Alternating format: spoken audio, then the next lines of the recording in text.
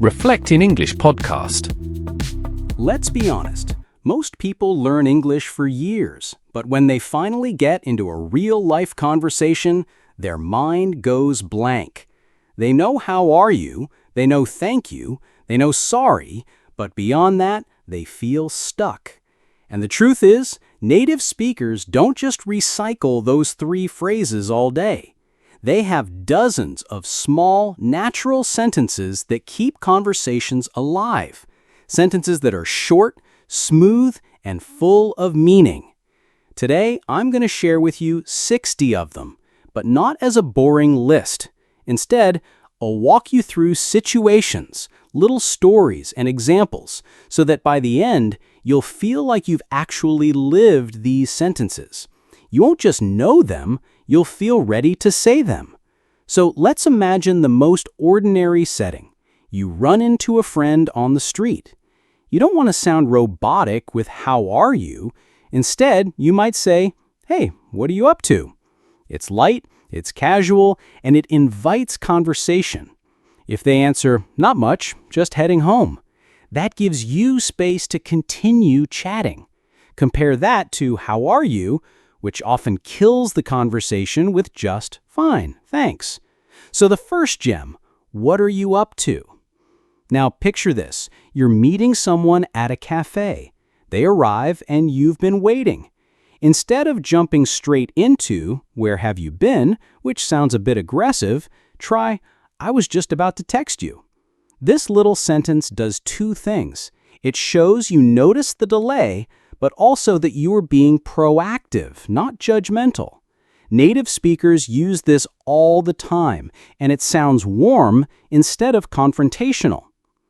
All right, coffee ordered, small talk happening. The barista brings your drink, and it looks amazing.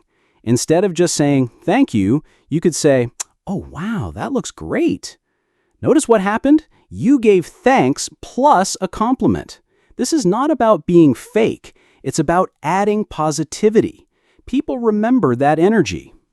Let's say your friend tells you they've been super busy lately. They sigh and say, "Work's been crazy." A typical learner might reply, "I understand," but a more natural line would be, "Tell me about it." That little sentence doesn't mean you're literally asking for details. It means, "Yeah, I feel the same. I get it." It creates instant connection. Short, sweet, powerful. Speaking of empathy, imagine your friend complains about a problem. "I lost my wallet." Instead of replying, "That's bad," which feels stiff, you could say, "That's rough."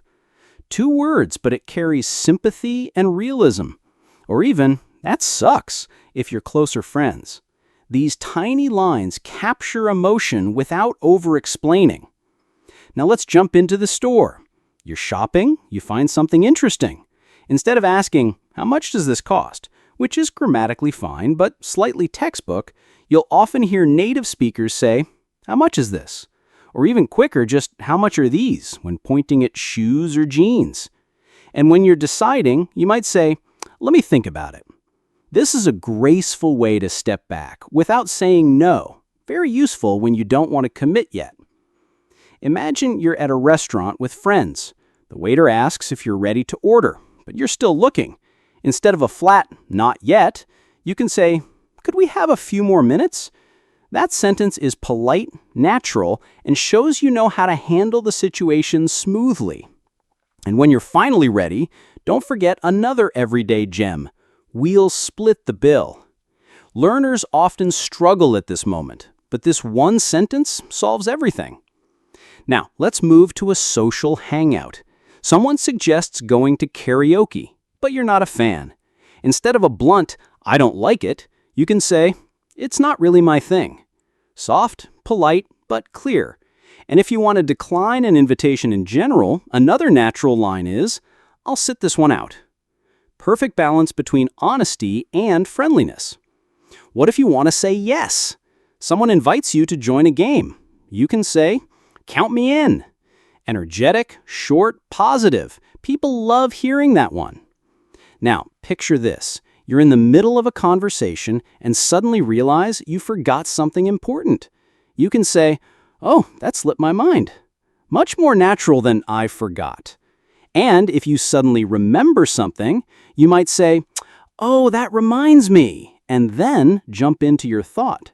These little bridges keep conversations flowing. Let's take another daily situation.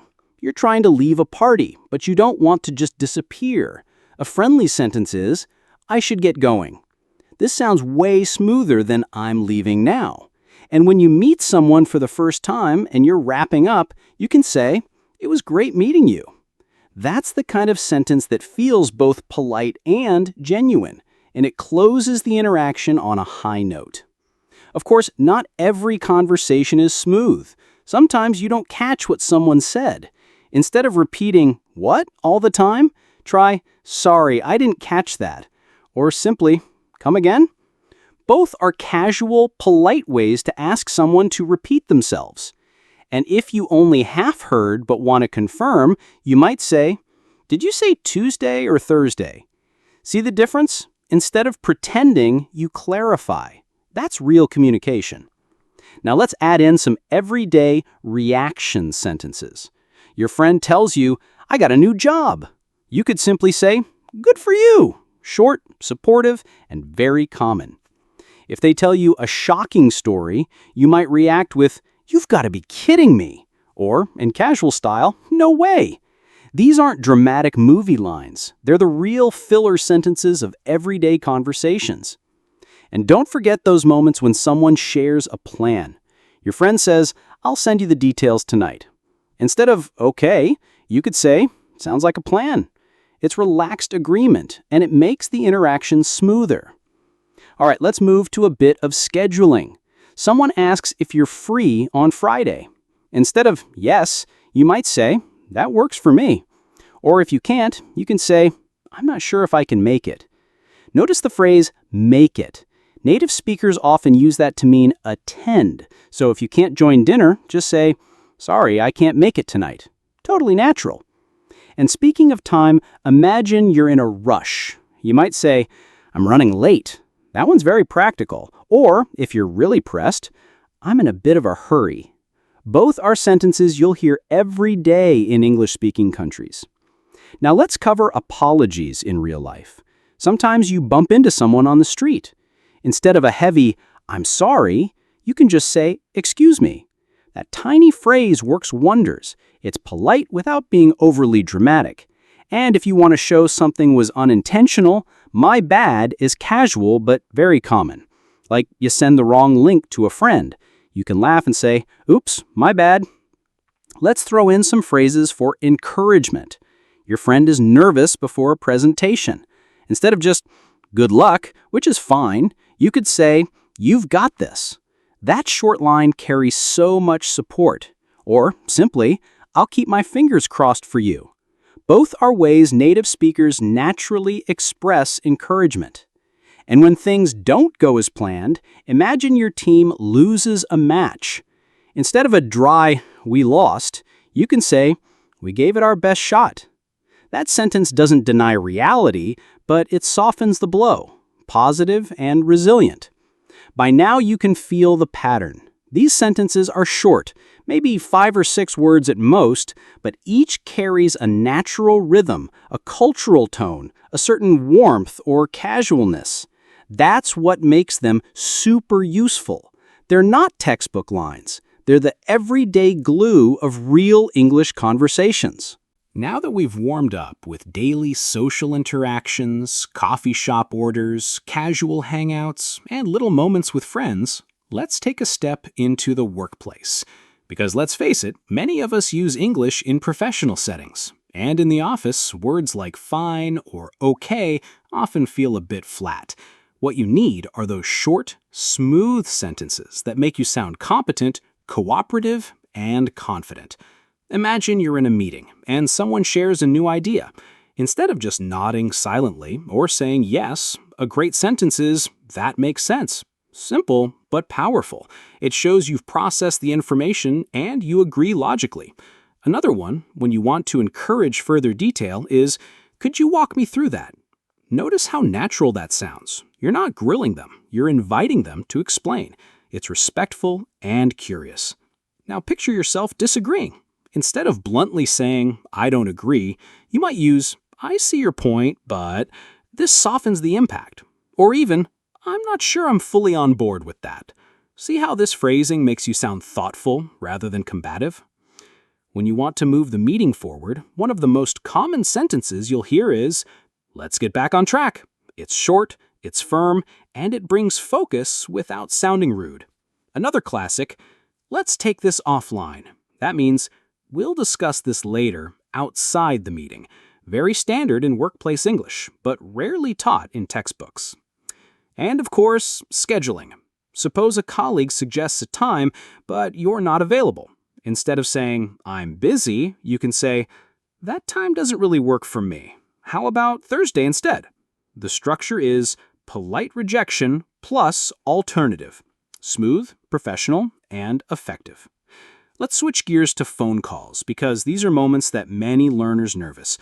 The truth is, phone English is full of short formulas. For example, when you pick up a call at work, you can say, "This is Alex speaking." That sounds professional. If you need to connect someone, you can say, "Let me put you through." That means I'll transfer your call. And if the person is not available, "I'm afraid she's not in at the moment. Can I take a message?" These are real, natural lines that make phone conversations flow. When you didn't quite hear something, instead of repeating, "What?" all the time, on the phone people often say, "Sorry, could you speak up a bit?" Or, "The line's a little bad. Could you repeat that?" These are gentle, polite, and very practical. Now, let's move to social small talk again, those random conversations at parties, networking events, or with new colleagues. Someone asks, "So, what do you do?" You could answer directly, but you might also bounce it back with, "I work in design. How about you?" That "how about you" is the glue that keeps the chat alive. Another small but powerful line is, "How do you know everyone here?" Perfect for parties or events when you're trying to connect. When you want to change the topic without sounding abrupt, try, "Speaking of that," or, "By the way." These little transition sentences are lifesavers. Imagine someone is talking about cooking, and you suddenly remember to mention a restaurant. You can smoothly jump in with, "Speaking of food, have you tried that new Italian place?" See? Effortless. Now let's talk about those moments when you need to buy time in a conversation. Instead of standing there silently, you can use filler sentences like, "That's a good question," or "Let me think for a second."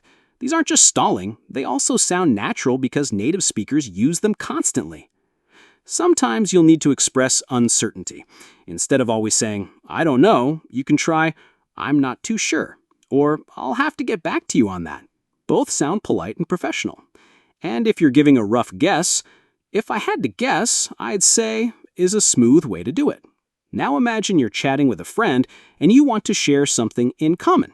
Instead of saying, "Me too" all the time, you can say, "Same here." It's casual, friendly, and it feels like you're right there with them. For example, they say, "I'm exhausted today," and you reply, "Same here." Perfect.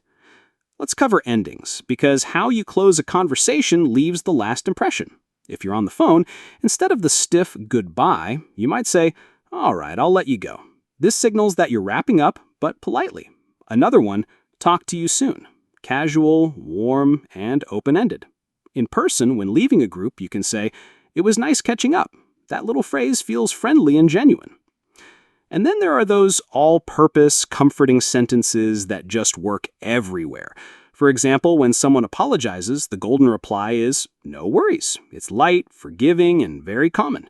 When someone thanks you, instead of only "You're welcome," you can use "anytime" or "no problem at all." These give variety without sounding fake. Finally, let's talk about moments of uncertainty in social life. When you don't want to commit to plans right away, you can use, "Let me get back to you on that." Polite, clear, and buys you time. Or, if you're half interested but not sure, "I'll think about it." Again, smoother than just no.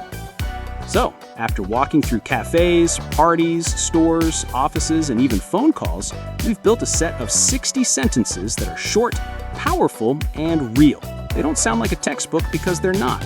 They're the little tools that native speakers use every single day to connect, to soften, to react, to agree, to disagree, and to wrap things up. And that's why I call them super useful. because once you have them in your pocket, you'll never feel stuck again in daily English.